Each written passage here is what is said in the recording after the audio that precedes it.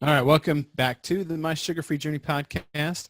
I'm here today with Daniel Wiseman of the Steak and Iron Twitter account. So I love, I spend a lot of time on Twitter. I love talking to other people who believe the things that I believe and, people who don't believe the things that I believe. It's interesting to hear other stories. And Daniel's Twitter account, Steak and Iron, is one of my favorites. He posts crap and talks to vegans, and he's interesting. Lots of interesting things go on over there. I encourage you to check out that Twitter account. But I had to get the man on the podcast today to talk about how he started that, and what caused him to become the Steak and Iron guy. So Daniel, welcome to the show. Hey, it's a pleasure to be here. Thank you for having me. Fantastic. So let's get into your background a little bit. What caused this change in your diet? What were you like before you started eating this way? Well, I was a pretty active kid. I did a lot of sports, dance, things like that. I kept pretty active up until high school, and then sort of things got a little bit more busy as far as schoolwork is concerned, and that a lot of my physical activity sort of degraded from there. And then I got into college, and college was difficult because I worked and paid my way through college. I was a full-time college student, and I worked a full-time job, and that didn't really leave a whole lot of time or money to spend on myself and focus on things that are about self-improvement. It was more about survival. I live in the Bay Area, California, which is by some measures the most expensive place to live in the world, and on a college student's budget, who's self-supported, basically I had to eat what I could when I could without really much regard for what was actually going into my mouth. So I had like an arrangement with the person that owned the Starbucks nearby that when they were throwing out pastries and stuff at the end of the day, I would get them. I would go to Safeway and whatever was on sale, 10 for $10.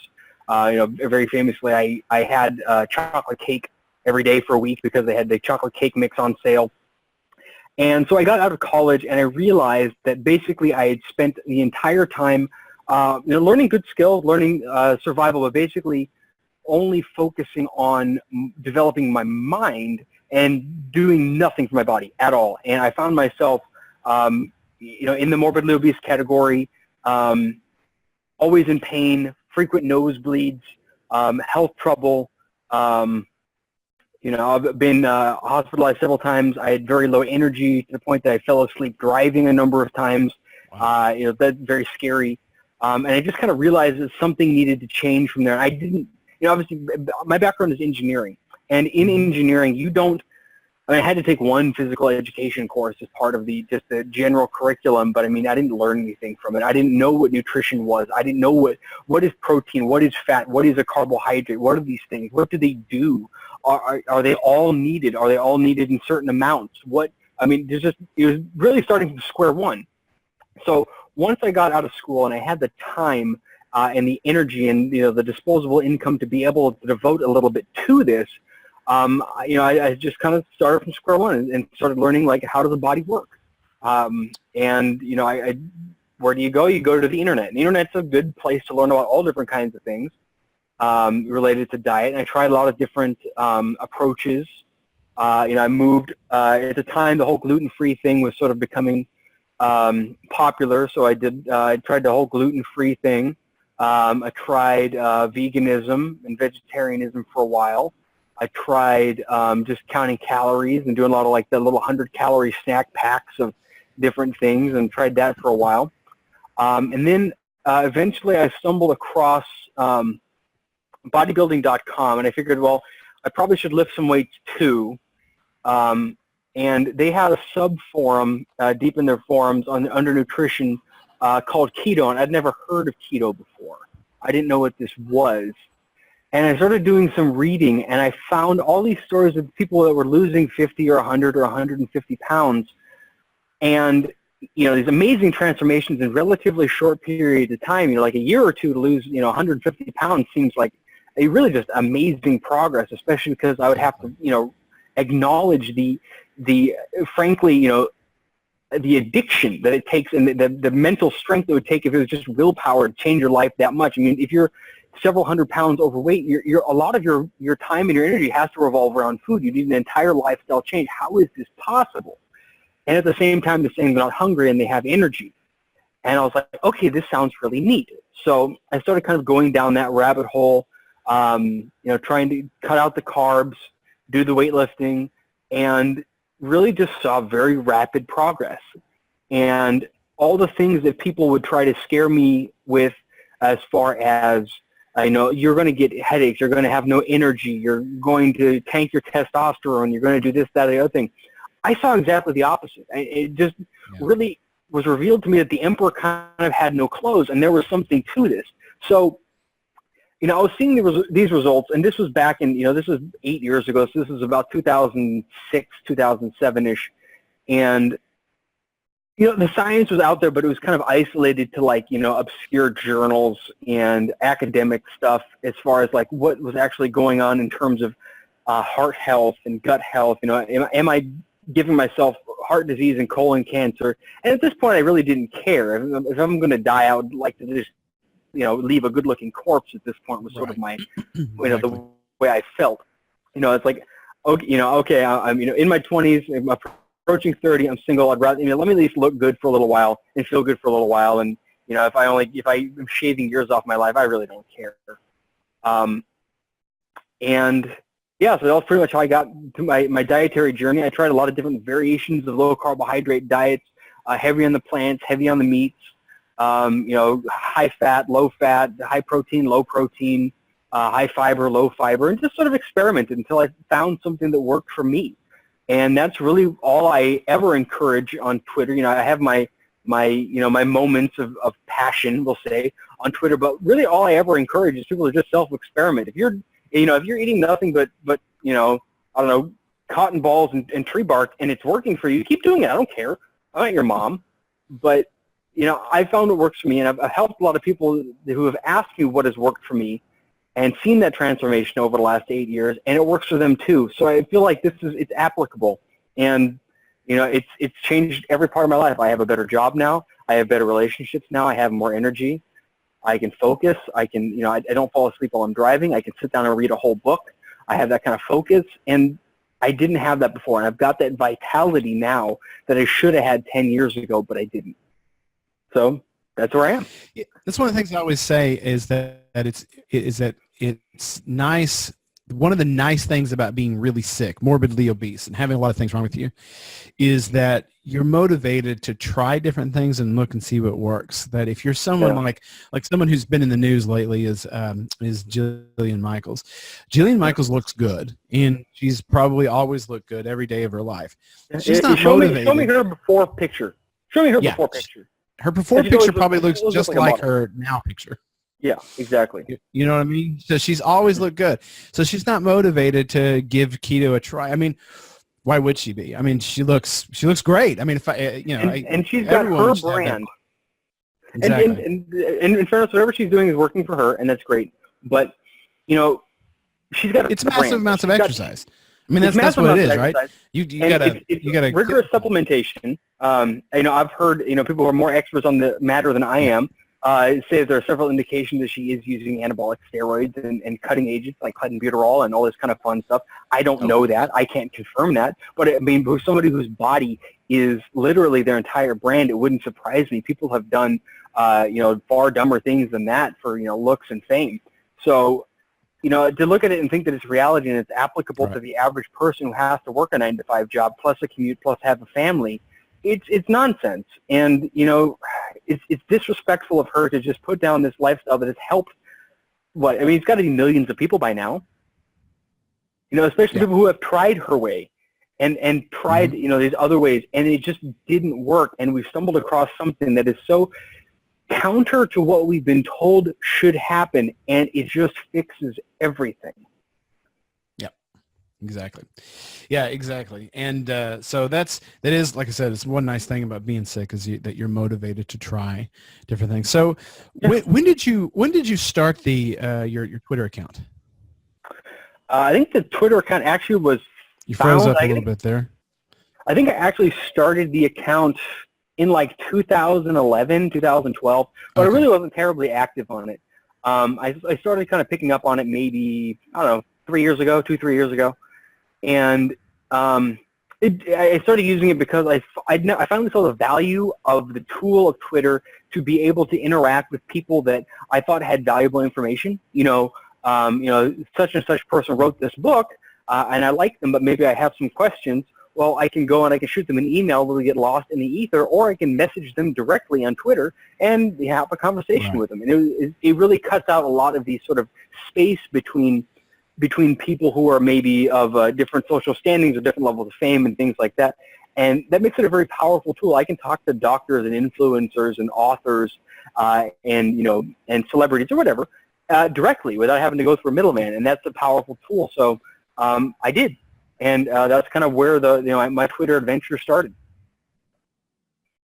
That's exactly why I started the podcast. I figured even if no one else listened to anything that I was doing here, that it would be beneficial for me to be able to pick the brains of all these people that, from different life experiences, and it's certainly turned out that way. I've learned so much just over the course of this podcast, talking to different people. So I've enjoyed the heck out of it.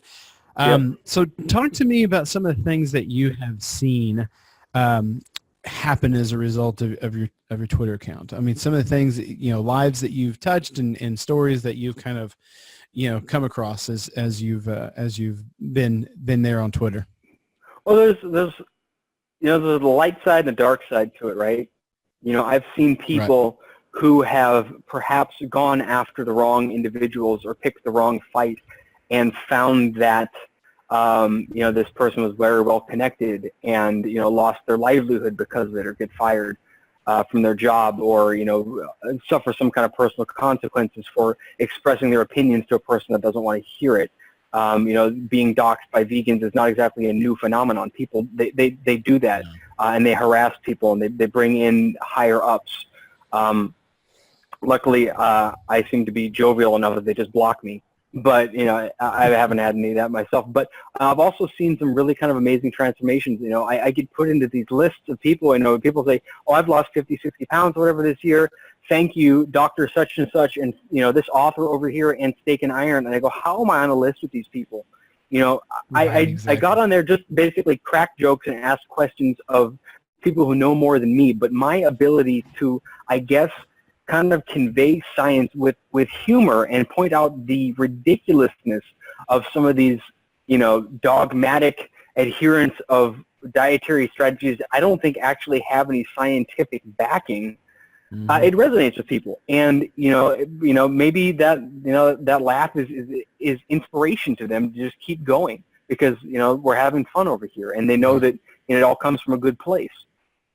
I had one person. Oh, go ahead. No, you had one person. I had one person who had commented sort of offhand that I thought they were very important to the low carbohydrate ketogenic sort of movement, because they were very vocal about the mental health benefits of it. And I gave them a nice little shout out there, and they messaged me that apparently they were in the kind of grips of a very deep depression. They were later able to diagnose where that was coming from, is a chemical depression, not like just being sad. And that they may have done something very dangerous if not for that tweet coming through. And it kind of hit me that there is a lot of good that can be done on Twitter. And anybody who's followed me for a while, they notice I've probably lightened up a bit over the last year or so.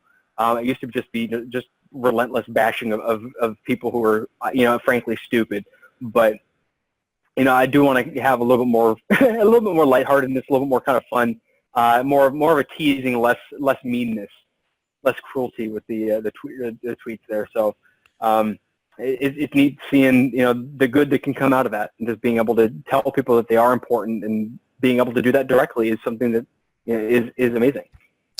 What do you think it is about vegans in particular that seem to have no problem really, attacking people? And it's not, it's very few vegans have a kind of live and let live, philosophy of life. They're always on the attack. They're always very belligerent, very bellicose, and frankly, pretty annoying to be honest with you. What is it about that way of eating that makes people tend in that direction? Oh, that's a big question, isn't it? Part of me would say, I mean, it's the severe deficiencies of acetylcholine and B12 and saturated fats and demyelination of brain neurons that are causing these problems. I don't have any kind of scientific backing for that, but I mean, the biochemistry is there. It makes sense, doesn't it? Yeah. Perhaps more realistically, I think that it just boils down to the fact that to be a vegan is to basically take everything that a vegetarian is and apply it to your entire life. You know, a vegan does not wear leather. You know, a vegan does not use hair products that are tested on animals. You know, they don't eat white sugar because they they use bone char in it. A lot of them don't eat honey because they believe it's exploiting the labor of bees. Let's just forget about the fact that those bees are pollinating the very vegetables that they're eating. And without honey, they wouldn't be able to pollinate those fruits and vegetables. But we can just conveniently ignore that. It has to become such a deep part of your identity to be able to call yourself a vegan that it also encompasses your entire ethical fabric. That, if I am vegan, being vegan is good. And if you are not vegan, you are bad. Right.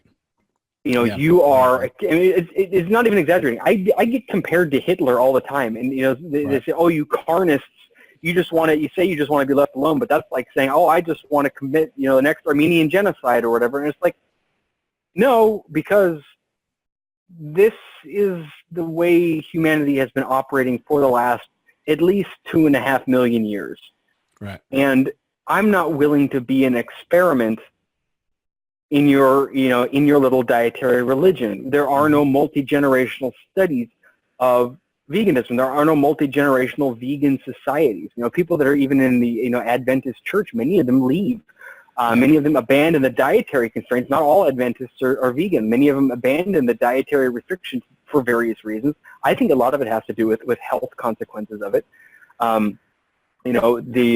People have done analyses of the way our intestines operate, the very short colon, the very long small intestine, the very acidic stomach acid. We are very clearly designed to eat nutrient-dense food, and nutrient-dense means meat. It means meat. And I'm not willing to subject my body to that again. Yeah, that's the truth. I mean, I'm so grateful. I guess the thing that I'm most grateful for is that there's at least another side of the story that's being told, because we've been relentlessly preached at to have polyunsaturated fats in our diet, to take out saturated fat, to eat 15 helpings of grain a day. And I've been reading for the last 2 days the new Eat Lancet report that just came out. In fact, I just put a small post out about it here just a couple hours ago. But man, it's staggering, to read how much they're pushing. I mean, they only want us to eat a quarter of an egg a day, a bite of steak a day, and then the rest is all, fruits and vegetables and grains and oils. Actually, not even oils, but if you do have oil, it's like corn oil and vegetable oil, and you have this onslaught of just terrible dietary advice that's done nothing but make people sicker and sicker and sicker, more obese, more type 2 diabetes, more Alzheimer's, more cancer, more arthritis, more asthma. I mean, all of these diseases are on the rise and continue to be on the rise, and yet the powers that be are continuing to push this because it's better for the planet, it's better for the environment, and it's better for people. And at least now there's another narrative out there that is small, but at least it's gaining some type of traction, and you have your small part to play in that. I have my small part to play in that, and I'm hoping that it continues to build up speed. Absolutely. We have this really great data set of the American diet over the last, they'll say, 70 years or so. We saw quite a severe reduction in the average beef consumption. Overall meat is up, but it's mostly chicken. So you get a reduction in things like fatty pork, uptick in lean pork chops, tremendous reduction in butter consumption. And it's basically doing everything that the doctors say to do. We have increased our grain consumption. We've increased our fruits and vegetable consumption. A lot of that has to do with the fact that it's more accessible now. I can go to the store in the middle of December and get a pineapple for $3. My parents couldn't do that. Mm-hmm. And yet everything's getting worse. And at the very least, we should see at least things level off. Right. And then we have, complete maniacs like me and like Sean Baker and like Travis Statham, who go long periods of time eating literally nothing but meat and right. suffering no consequences from it at all. My blood pressure is perfect. Mm-hmm. I haven't got a coronary arterial calcium scan because my doctor says I'm too young. It wouldn't be, it's not going to show anything even if I was doing, is a 10-pack a day smoker kind of situation, so it's not really valuable. But every other measure, my body is perfectly healthy head to toe. And more healthy because of doing that. I mean, at the very least, the wheels should fall off at some point. And it's like we need these voices out there to say, okay, maybe not everybody needs to do carnivore or keto or whatever, right. But let's at least have a thorough examination of what we're being told is right, and where does that information actually come from? I mean, Walter Willett quite publicly takes money from Coca-Cola and Kellogg's and those kind of people. It's not even a secret. Harvard gets in trouble about every 10 years for finding some kind of major industry funding of some study that says grains or sugars are good for you, or fat's bad for you, or the palm oil and coconut oil saturated fats are going to kill you before noon. And you look at other countries that have done similar studies, they don't get the same results because they don't have the same money funding the results. If you give me enough money and a big enough data set, I'll make it say whatever you want. Exactly. So, I think it's good that we have people that are sort of like saying, what if I do something totally stupid? Well, just eat nothing but beef. Yeah, well, that's the dumbest thing you could ever do. I'll probably die within a week. Oh, wait, I lost weight and I feel better and I look better. Right. Oh, well, hang on a minute. Something's wrong here. Is it what I'm doing or is it what I've been told? And I think that's the power more than anything else of this, carnivore movement that seems to be, seems to have picked up steam over the last 2 years. Is it's showing that it's possible to do an all meat diet over a long period of time with no ill effects. Now, you don't have to do an all meat diet if you want to eat vegetables. Go right ahead, but it is showing that is another option. But what we haven't seen is an all vegetable diet, an all vegan diet that is healthy for someone long term without large amounts of supplementation. You got to take your B12. You've got to, eat lots of plant fats, avocado and olive oil and think about this. How uncommon are the plants that produce oils you can actually consume? Exactly. You've got avocados, which, that's a New World thing. They didn't have those until humans came to the New World, which was only 10,000 years ago, I think, when the Native Americans arrived. You've got coconuts. You've got palm, certain kinds of palm. But most of the oils produced by plants are, extremely acidic. They're very toxic. If you took a mustard plant and squeezed the oil out of those seeds, or the rapeseed that you make canola oil out of and try to consume it, you'll burn your mouth. They're full of all kinds of phytotoxins designed to prevent animals from eating it. Plant oils are generally dangerous. They're solvents. That's what turpentine is a plant oil. So, the fact that we've found a couple of plants that are capable of delivering these substances, and that's more of a novelty than anything else. It'd be like finding a cow growing cabbage off its back. It's an anomaly. Yeah, for most of human history, the only plant oil we had access to was olive oil. That was pretty much it. And olives don't grow everywhere. There's no olives in Asia. There's no olives in Africa. Yep. We've got the Mediterranean area and in the Middle East that grew olives, and that was it. Yeah, and it's very interesting to see that the big empires of antiquity, the ones that were taking over the world and putting it under one government, they were based out of the Mediterranean. They were fueled. They had a lot of olive oil, and that's that they were able to kind of have that other source of fat. Mm-hmm. and I don't know what that says about olive oil, but it's always struck me as interesting is that you had the Roman Empire and olive oil seem to go hand in hand. I've heard, and I really haven't heard confirmation of this. This is from some like isolated source some while back, that even olive oil wasn't really consumed until relatively recently as like a food additive. It was more like a medicine or a cleaning agent. It was used for like to put on your skin or to put in your hair. I know that Roman gladiators would they coat themselves in olive oil and then scrape it off to and then they would make it would mix with the skin oils and stuff, and they'd boil it down. They'd make potions out of it to make people more manly. But I guess the actual history of eating olive oil in any kind of major amount only went back 300 years. That might not be true, but I remember reading that somewhere. And then basically, the only oils that were eaten around the Mediterranean were, derived from fish or from goats and sheep. I'm not sure how much cattle was in that area, but, beef tallow or whatever. But yeah, they're all animal sourced. It's interesting that you say that, because I was just, it brought to mind an old controversy, because I used to be a pastor, and so there's a verse in, I believe, James, that was very controversial between two different camps of believers, where if a brother is sick, you're told to go get the elders, have the elders pray for him and anoint him with oil. Mm-hmm. And the controversy is that, like, anoint him with oil like just as a sacrament when you're praying for them, or was oil something that was used as medicine? And what they were saying was, pray for him, but also go get a doctor and somebody who knows what they're doing and give them the best medical care that they have available. So, I had never made that connection before until you said that. That's interesting. I should probably look into that a little bit more.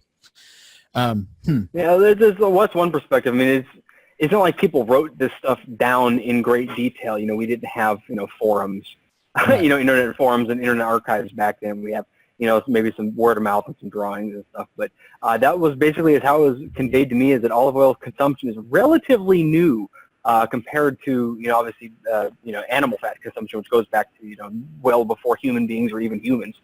Right. Yeah, exactly. So you said you're an engineer. What is your discipline? I am a mechanical engineer by education. I've got degrees in mechanical engineering and physics, and I work in technical sales. You work in technical sales. Okay, so something came up today while I was working through Eat Lancet. Maybe I'll just get your opinion on it, because I found it interesting. I was looking through the list of people who sponsored the study, and it's the normal people that you would expect. There's a lot of Nestle. There's a lot of Coca-Cola. There's a ton of pharmaceutical companies.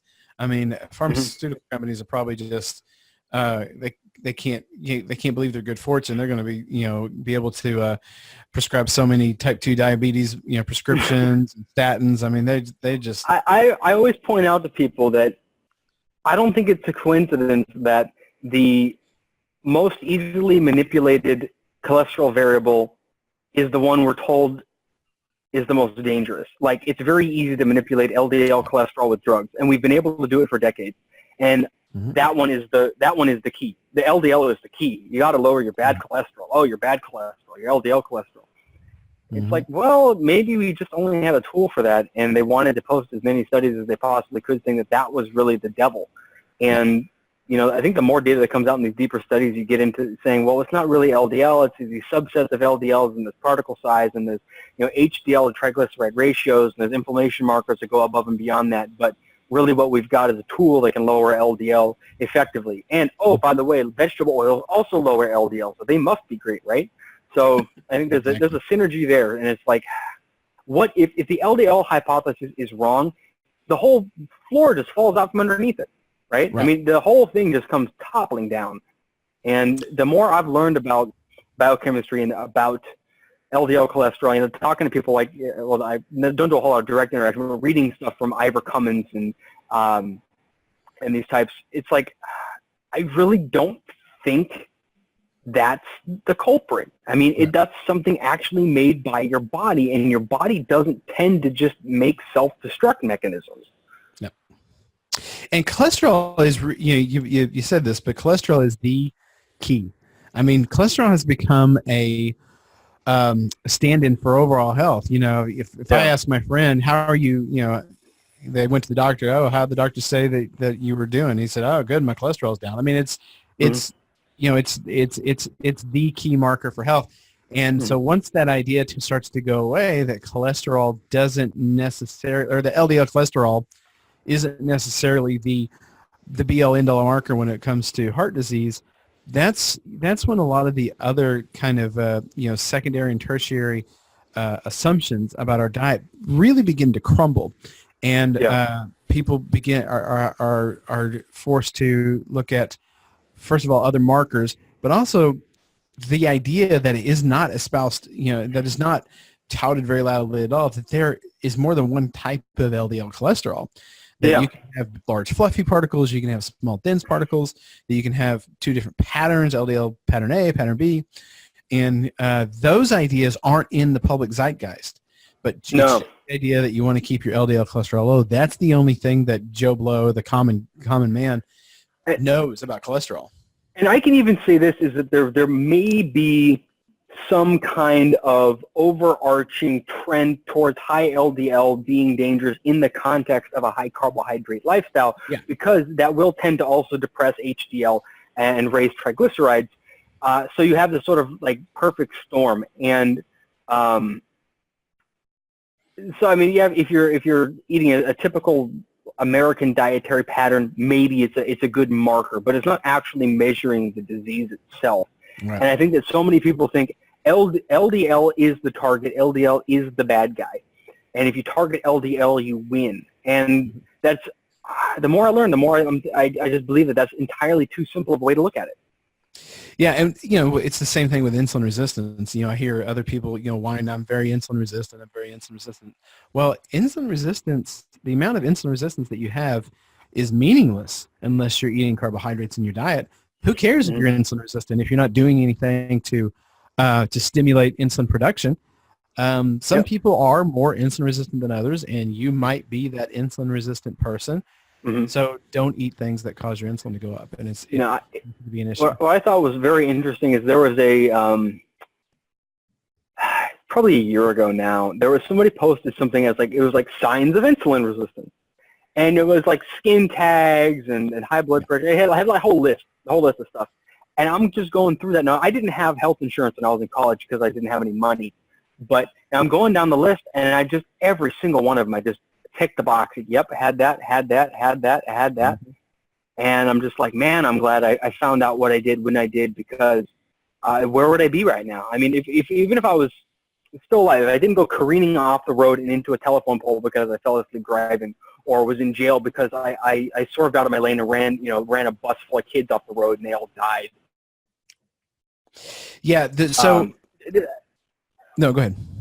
I was going to say that there's no reason that didn't happen other than dumb luck. Mm-hmm. Yeah. My first like book I think that I read, I don't even remember what it was, years and years and years ago, on what sugar did to your body. There were two things that jumped out at me. Number one, the link between gout and heart disease, and the reason that jumped out at me is because I didn't know that gout still existed. I did not know that it was a thing that had still existed until about 2 weeks before I read that book. I found out that the man who is now my son's father-in-law had gout. And I remember him telling me that and thinking, what, are you a 16th century king? What, who has gout? And so I read in this book that, there's this link between gout and heart disease. And I made a note to myself. I said, I should probably tell him that, because I wonder if he knows that. And he had a heart attack like within a week of me reading that book. And he's fine now. Didn't kill him or anything. But that was the first thing that I ever read that made me go, okay, wait a minute. There might be something to this. The second thing was finding out about skin tags. I had skin tags all over my neck. Like I couldn't get my hair cut because they'd go with the clippers and they'd hit those skin tags because they're all over the back of my neck and everything. And it was tough for them to do, and it was tough for me to endure because it hurts. And if you nick one, they bleed forever and ever. And and I thought, oh my gosh, so eating sugar gets rid of skin tags. I wonder if not eating sugar will get rid of skin tags. And it took about a year, But Mhm. all those skin tags, or pretty much all of them, I might have some residual things on there, but almost all of them are gone. I had all of these moles, crazy Mhm. like growths, and all kinds of crazy stuff all over my back and all over my neck.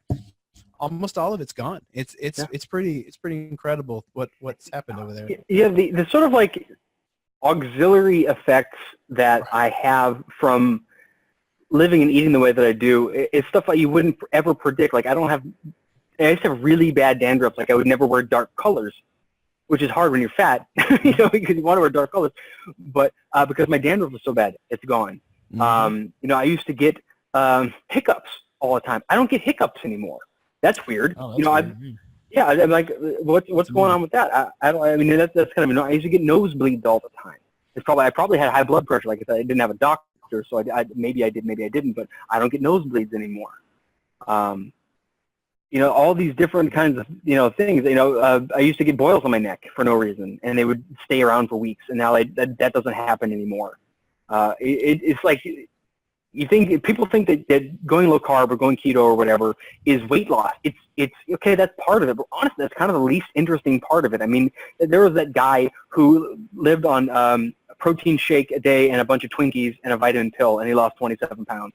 It's like, yeah, okay, if you actually drop your calories low enough, you're going to lose weight eventually, if you can stick with it. Maybe it'll come back, maybe it won't. Depends on what you do after you stop doing this, idiotic experiment. But I mean, yeah, you can. Eventually, energy balance does win in the end. But did he actually get any healthier doing that? I don't know. I mean, my weight's been more or less constant for the last several years, but I still continue to see an increase in health as time goes on. Mm-hmm. So it's more to it than that. So I think we covered. Okay. There was the question I wanted to ask you before. I was talking about all the people that are sponsoring this Eat Lancet. The one that struck me as odd because it didn't fit in with all of the other things.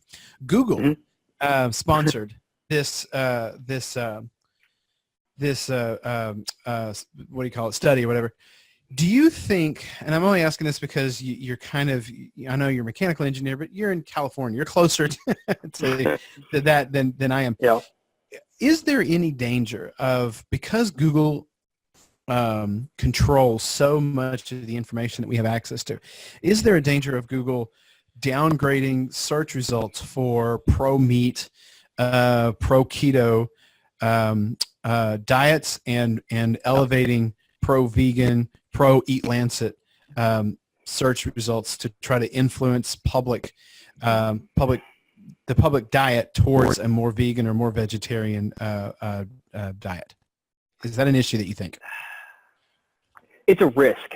We have around here, I don't know how far they span, but there's a company called WeWork, and they're sort of, as best as I can tell, I think they basically are Airbnb for businesses, where you sort of like rent little spaces to make these little pop-up offices and stuff, and employees that don't get their meals reimbursed on travel if they haven't eaten them. And it's like, okay, that's definitely pushing a very particular agenda. And I know that, on Wikipedia, was it Malcolm Kendrick got his page pulled?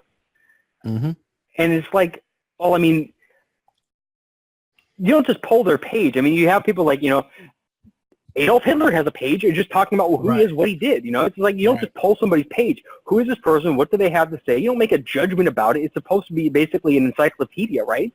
Mm-hmm. It's like, okay, here's this person. Here's what they say. Here's what they believe. Here's some links to their stuff.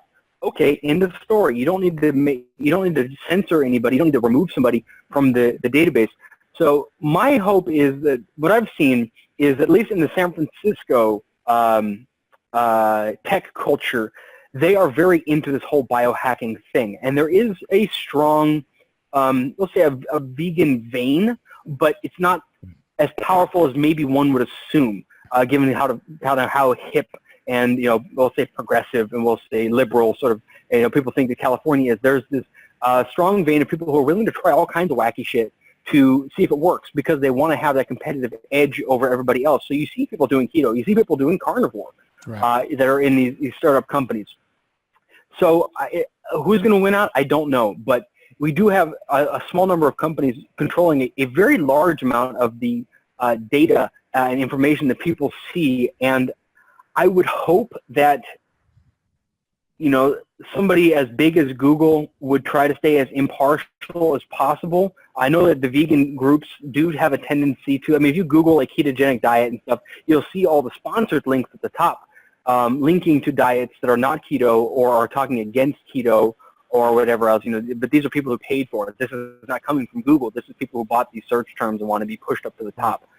So I think that's probably a bigger danger is you just have, you know, the people behind the vegan movement are the same as the people behind the fake food movement. I mean, veganism doesn't exist without shit like Tofurkey and, you know, all these Beyond Burgers and all this. I mean, it's garbage. You know, they act like they're trying to save the world, but I mean, this is all GMO soy. It's all owned by Monsanto, which is owned by Bayer, you know, the biggest pharmaceutical manufacturer in the world. It's like, you really can't play both sides of that, can you? But you know, that's a tremendously, you know, powerful influence. Yeah. And, you know, I want to believe that the truth will win out. I want to believe that there's a lot of momentum behind this because people are doing it. I mean, there's just as much, probably more articles out there saying how terrible carnivore and keto and low carb and Atkins and everything else is. Probably more of those articles out there now than there ever have been. But, you know, I keep hearing about my friends, their companies, you know, they had this whole, you know, everybody all of a sudden goes keto. And they're like, oh, we're doing this keto challenge or we're doing this and the other thing. And I just raised my hand on Facebook and I go, I've been doing it for 8 years. Right. You know, if you guys want any tips or help or any questions or whatever, let me know. Yeah, and you know, you're talking about Malcolm Kendrick. Jimmy Moore had his page pulled, and I mean, how many books has that guy sold? He's got like 7 or 8 best-selling books. Yeah. And certainly, I mean, what do you have to do to have your own Wikipedia page? I mean, that's surely he's done enough. I mean, I've got friends that have written books that have sold, you know, a couple hundred copies that have Wikipedia pages. And Jimmy Moore gets pulled. Malcolm Kendrick gets pulled. I didn't know Jimmy Moore got pulled. I mean, even if he's controversial, even if who's ever in front of running that particular corner of Wikipedia doesn't like him, it's like he still exists. He's still a best-selling author. Right. I mean, what's the you know, you got these white nationalists out there now that are, you know, they've got all their shit that they're doing or whatever, and you got these, you know, you can look up, you can find pages on terrorists and everything else. It's like, what exactly are you trying to do? Exactly. I mean, the only thing it conveys to me is fear. That, like, we can't let this message get out there because it harms our bottom line or the bottom line of somebody who pays us. So, I mean, I don't want to get too deep in, like, conspiracies or whatever, but it's like, why? Why target Jimmy Moore, of all people? Why target Malcolm Kendrick? I mean, I bet more people know about Malcolm Kendrick now than beforehand because, I mean, he was pretty obscure. But, you know, somebody gets their page pulled off of Wikipedia, it's just like it's a Streisand effect, right? You try to remove something from the internet, more people know about it, and it spreads. So yeah, I don't talk about it too much, but I'm fairly convinced it's a conspiracy. Like I'm like, you know, if my life depended on picking one way or the other, is there a conspiracy for the vegan movement versus against? Man, I think I'd have to pick pro. You know, I really do think that there is a very widespread, you know, push to push this out, and that a lot of different people are in cahoots, and they're in cahoots because it's a ton of money. Can you imagine if tomorrow everyone went not keto, not carnivore, they just stopped eating processed foods? Can you imagine what that would do to the food companies? Can you imagine what that would do to the pharmaceutical companies? Can you imagine what that would do to, you know, Walter Willett? You know, what that would do to these people, to these companies, to the economy, really? It would be devastating. I think it absolutely would. But I think it comes from another direction, though. I think that it comes from we have this cultural vision, I think, of veganism that we've had, I think, for several decades, where veganism is good, it's healthy, it's holy. We would all be vegan if we were only strong enough, right? It's the healthiest way to live. You know, we all hold hands and skip around and sing Kumbaya or whatever. Exactly. And then you have, you know, some of these interests that come in and say, oh, it's not just that, it's also better for the environment. And then you have these companies like, you know, Kraft and Unilever and everybody else who comes in and says, well, we can take all these, you know, You say it doesn't grow on trees. Well, yeah, actually fake food, vegan food grows on trees, right? Literally grows on trees and out of the ground and everything else like that. So you can take this stuff and process it on an enormous industrial scale and sell it at a tremendous profit and be able to slap on the front that says vegan. And then you get that halo. You know, you get that great big golden halo effect of oh, it's vegan, so that means it's virtuous or whatever. And you've got that background of veganism behind it. Even though it's just as, I mean, Oreos are vegan, Doritos are vegan. I mean, it doesn't matter. It's all crap. I mean, you could absolutely eat nothing but junk food for the rest of your life and be able to, like, you know, on your deathbed in, I don't know, 6 years, because that's going to put you down. You can look up at the ceiling and go, well, at least I never harmed any animals, and then, you know, your heart stops. You know, we can get into if we really want to get in the weeds, we can also discuss why that's not true. But I think that's really about it. We've got very large processed food companies that all come out of, you know, the post-World War II, we have to feed all these people sort of things, and then they'd be able to slap that vegan label on it, so they team up, and they have the doctors and stuff in their pocket. You got the Loma Linda people that are producing doctors, you know, at a very large rate, you know, and getting as much influence in these organizations, these dietary recommendations as they can. It's a lot of people, it's a lot of money. Yeah. The Seventh-day Adventist. The Seventh-day Adventist part of the story is the part that really fascinates me as an ex-pastor, because, you know, you talk to these vegans and they are violently, you know, atheist and you know, they would never have anything to do with anything that is, you know, remotely religious. And then you try to tell them that they are vegan because of a church has basically put out their doctrine, and it doesn't go well to, you know, for them or for you. It is an interesting. I like to think that the Adventist Church is unique in that most of its members don't know that they're members.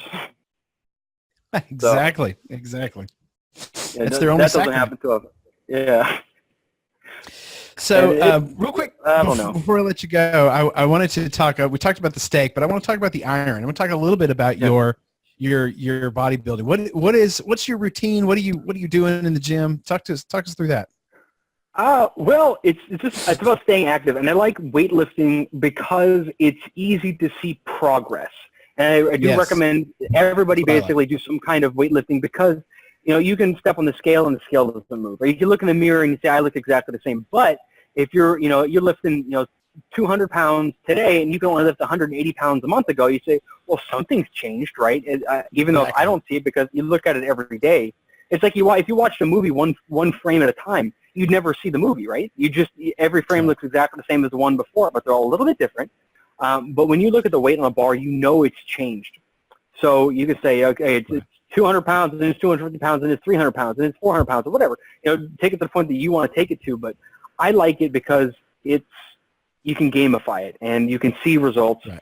And I think that it's also applicable in a lot of, you know, it's more applicable to everyday life than, say, long-distance run. Like, I have a car. I don't need to run.